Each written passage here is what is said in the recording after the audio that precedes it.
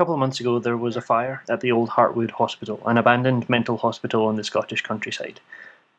It's a place I've been to visit a couple of times, once on a cold grey day last year, and once on a beautiful sunny day in 2014.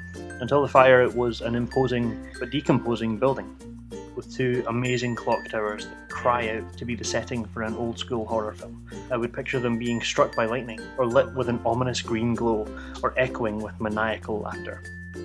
And when I was looking over the footage that I captured there, I noticed that I just couldn't stop panning up to the towers. And I really wanted to make a Vlogbrother style Thoughts from Places video, where I would talk about all of the deep and resonant thoughts I had as we explored this relic of Victorian Scottish mental health care.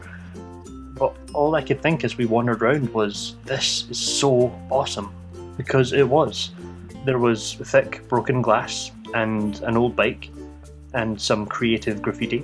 There was ancient litter and old patients' clothes, and one single shoe covered in moss.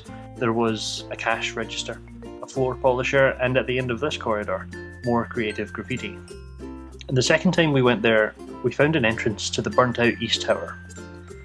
We climbed the completely intact concrete spiral staircase, ever so carefully, crunching through the gravel and the feathers and the bones of tiny creatures who died on the steps, and eventually reached the top, where this photo was taken, my favourite picture of myself. And I wanted to have deep thoughts on this trip, but the thrill of being inside this creepy, silent wreck of a building left me just wondering instead of philosophizing. And oddly, what got me thinking was the realisation that I hadn't been thinking.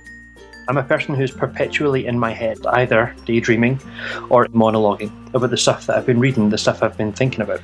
Going to Hartwood was something new.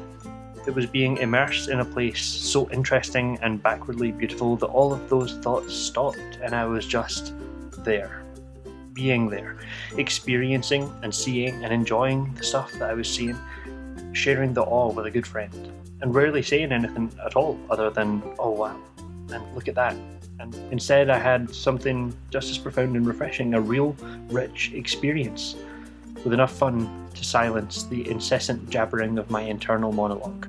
And, well, that was good too.